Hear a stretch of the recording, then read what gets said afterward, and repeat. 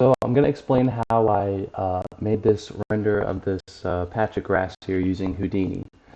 So what I've done is I started by creating this grass subnetwork, which is just a single blade of grass. And you can see that on the blade of grass, I've hooked it up with these parameters so that I can change the height of the blade, the uh, the angle that it sits at, the amount of bend it has, and then the variation of all of those parameters.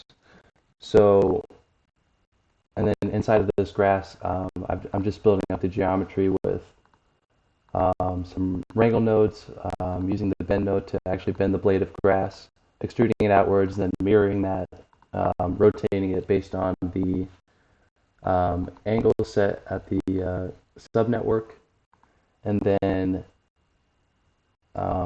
just a null out. And then this single blade of grass gets fed into this point scatter. So this is the grass emitter basically. And I have a VOP network here that changes the density, or kind of randomizes the density of the grass across the surface. And so then I feed all these points into a for each block, which lets me manipulate the parameters of the graph subnetwork individually per point, just using this point HScript function inside of the subnetwork parameters. So I'm going to set the scatter way down just because it takes a while to render. You can see that as I add more points, the rotation of the grass is randomized, as well as how tall each individual strand is and how much it bends. So I have this set at like 10 or 20,000, this total count for the grass. And then I exported that geometry, the entire field of grass, to Blender, which is where I actually rendered the scene. So this is the grass straight from Houdini. I copied in the vertex colors to get the color of the grass, and then I just have a simple mud and dirt pit here. And I use Blender to render just because the Blender render engine can use the GPU and Mantra inside of Houdini can't. So, and then this was the final result for the first half of the project.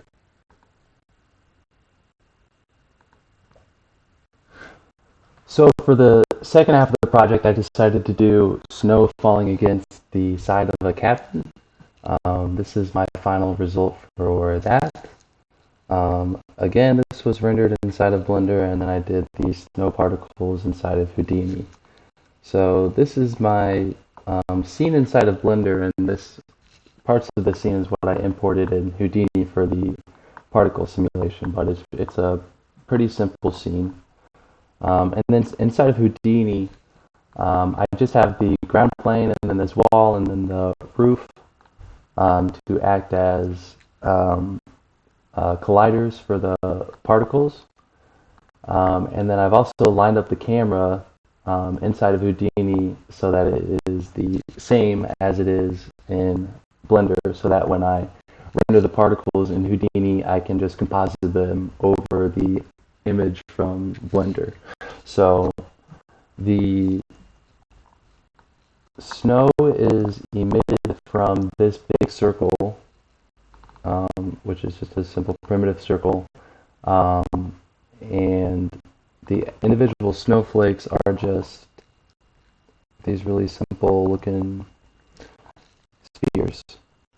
They move really quickly, so you don't really see them, so I didn't put a lot of detail into that. And then this is the particle network, so it's going to move kind of slow, but I'll step the number of particles down. Okay, so this is the particle system. It starts at frame 72, and then it just has gravity and then this VOP force, which just adds a random force to each point based on its position to kind of simulate um, vorticity, kind of makes them swirl a little bit. So they're just emitted and then they kind of stick to the roof and to the ground. And then so what I did is I rendered that out. So the snow is just rendered um,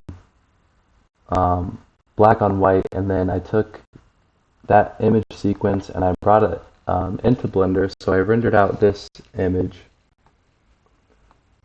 which is the scene without the snow.